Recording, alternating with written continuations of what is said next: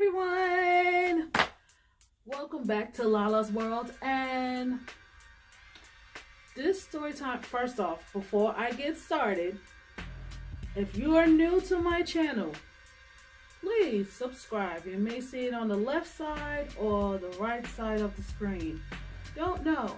And also, after you're done watching this video, make sure you like, comment, and share. So pretty much this video is based on, and I have a feeling I want to put it out there before it's long overdue. Pretty much this is about me living with my ex. There was good times, there was the good, the bad, and the freaking ugly. So let me see where I can begin how this started. First and foremost, I was living in Colorado Springs, Colorado. I met my ex through his sister, I met his sister on a ski trip through a mutual friend.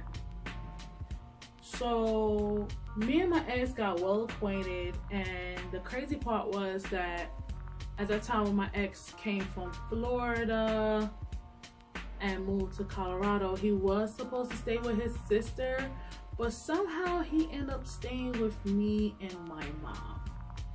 Then later on in life, I would say a month later after he stayed with me and my mother, he ended up getting an apartment that was a floor below me and my mom. My boo-boo the fool self, because I was still young and I felt like I was super sprung, I decided, let me go ahead and move in with him too. So what I did was that I had to switch my name off the lease that I had with my mom. So it go to my lease and, you know, his name be on the lease too.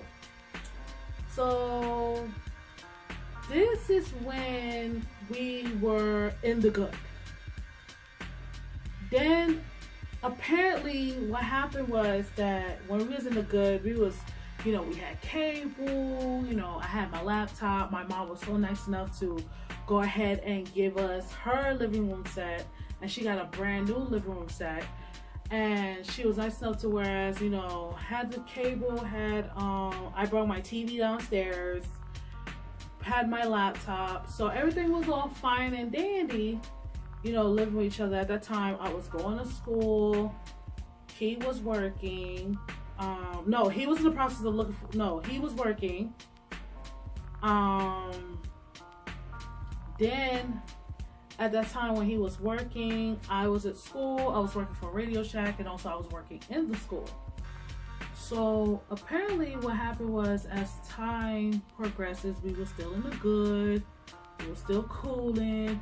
I mean, there was a time, and if you guys remember, whereas I mentioned this long ago in one of my story times, or one of my car situations that I had, in my car situation when Lala met Bonnie, I will click on the link below. I will put the link below in the description box somewhere where you guys could look into that. There was a situation we got into an argument because I decided to drive my car. I was in a rush because I wanted to go to this dance audition, hit my car on the curb, and flattened my tire. I was so upset. I was shaking up. My friend Hans and his friends was able to, you know, fix the tire and everything like that, change the tire. But what got me upset was, instead of my ex asking me if I'm okay, the first thing that came out of his mouth was, well, why did you wait for me? Like, I told you to wait for me. Yeah. So we got into an argument. I went to the audition, made the audition, then come back home. Then I was about to go home and get dressed. I was going to go out again with Hans. He gets upset at me. Now, the way our door was set up, right? There's two locks. There's a lock where you can, you know, you use your key to get in the house. And there's another lock where you're just, once that person locks that lock, you're locked from outside. And a lot of people, y'all should know what I'm talking about.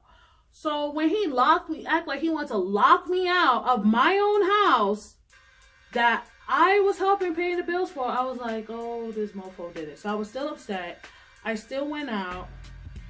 Then we came back home. All of a sudden, he unlocked the lock. Then I ended up being in the house, and then the next day we talked. I guess we talked about it the next day. I don't know. Then from there, things was going smoothly. Everything was cool. Everything was fine. Then we had a little minor mishap where what got me mad was this fool went back and was telling his mom and his stepdad about the bills that was being paid in the house when he was staying with us, staying with me and my mom. And when I told my mom got upset and wanted to go ham. I was like, oh, Mom, chill out. So my mom went ham on him. He got mad at me.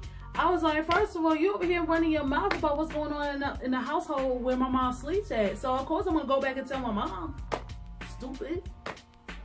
So, and before anybody go in my comments talking about, oh, Lala, you being a snitch. No, because what you're not gonna do is that if you're staying in our household, you don't tell people outside what goes on in that house. No. We don't play that. Where I'm from, you don't go back and tell people what we got going on in our household. So that was like a stupid move right there. So that was just like, okay, this is something minor. Okay, cool. Because remember, I was still young and I didn't know no better, and I felt like I was still liking him. But the thing I messed up on was I didn't get to know him more as much as I did. I was just so much in a rush to moving with him, because I was just like, okay, let me see how it is. I'll venture out on my own with the man. Okay. You know, we were still cooling, we were still good. And then somehow as time progresses further and further, I'm coming to find out, and I don't know when was this, so don't quote me on this, on the chronological timeline. I found out this fool didn't have a license. You know who I found this out from? My mother. Because she told me because I could have sworn this dude had a license. So that's where I messed up right there. I had this dude driving my car here, there. All of a sudden, every minute he was getting a ticket from this, that, and third. I'm trying to figure out where these tickets coming from. That was because he didn't have a license. The straw that hit the camel's back was when this fool went driving around with my stuff in my car, and my car almost got towed because of the fact that if they didn't find anybody who could have drove my car, then it would have been an issue. So all them joyriding days were done. Let's keep that 100. But we were still striving. We were still trying to work things out. Arguing back and forth. I mean, it's to the point we even took pictures together. Oh my God. It was all that lovey-dovey stuff you see now on social media. I was one of those people. I mean, granted, we had some good times. Like, we went to Dave & Buster's. We was bowling. We had so much fun. The thing that driven us apart was the arguments. And the stuff that he was doing, it makes you want to be like, you idiot. Now, here's another one that had me fuming. And I don't think he knew about this because I didn't want to tell him.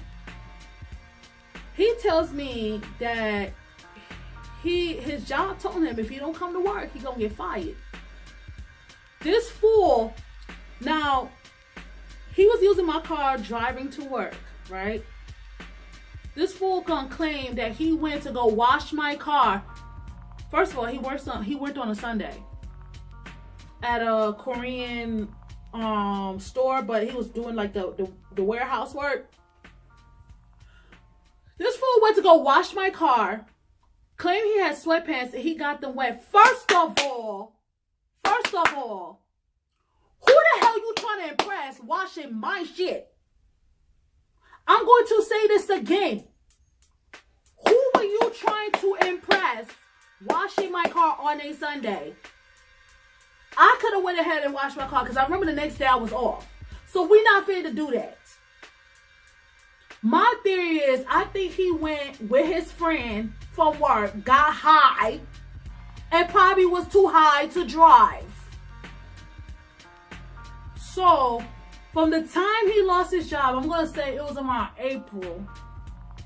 I'm going to say April 2010. Because Because like I said, we had some good times. We cooked, we bonded. But by the time it was getting towards the next year, it was getting warmer and everything was, everything was up and up. But then that's when stuff hit the fan, where even when there was a situation where his Cricket phone got cut off. So I don't know what happened. I just went through his phone for some reason, and all I see is like all these nudes.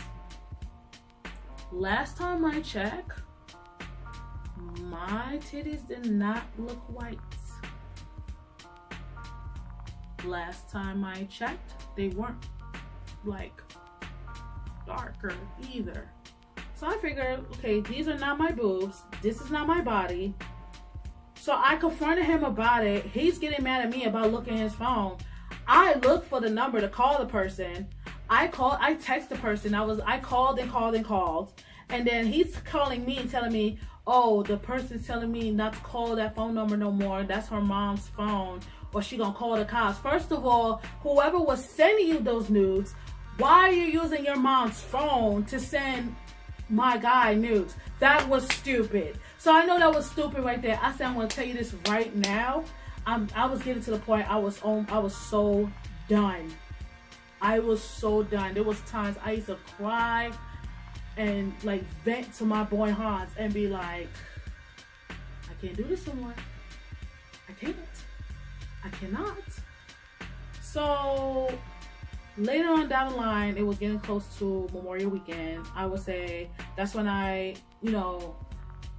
came across two old friends of mine that I used, that's in the army, whatever, in the club. And then after, it's like when we went, got acquainted with both of them, catch up, whoop-de-whoop. Then got home, and then when it got close to Memorial Weekend, I told my boy I was going out. I told him, I was like, yeah, I'm going out, da-da-da. He got mad all of a sudden. And then when I came home Memorial Weekend, he wanted to pick a fight with me. He wanted to start arguing. So I went in the living room and went to go watch TV. This dude was trying to snatch the remote from me, so we got to tussling. Then I'm like, yo, are you serious? This fool. Oh my God, and I cannot stress this enough. This idiot had the audacity to grab my keys and act like he wanted to throw it in the sewer. Talking about he was trying to throw it in the grass. Get the whole hell out of here, sir. Sir. So you know what I did? I waited for him to go because at that time he had got some little rinky-dink job, whatever. I waited for him to go to work. I got all my stuff, my clothes, my clothes, my TV, everything out that house. Mind you, I'm not thinking that my name is on the lease. So what went down was that I called him while I was closing that Radio Shack. I was like, yo, bro, I can't do this no more. Like, it's done. We can't work it out. It's finished. It's done. It's dead. It's buried. So after I deaded the relationship, moved back upstairs to my mom's house, still not thinking that my name was on the lease. I totally forgot about that. I told my mom, how fast can your friend come get that living room stuff out the house? The funny part of this situation, this dude begged and pleaded my mother to keep the living room set. My mom was like, no, it's not happening.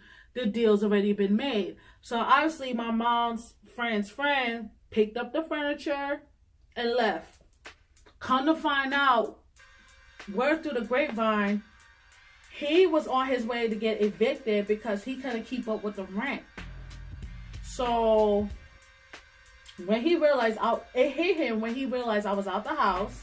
So if I'm out the house, whereas my laptop went with me, my TV went with me, my clothes, my car went with me, he knew he was screwed.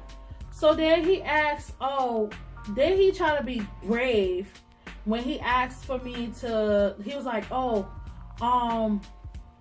need a ride to work. What?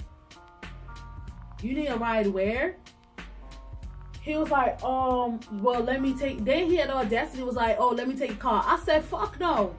You don't even have a license. So how in the way you gonna take my car if you don't even got a license?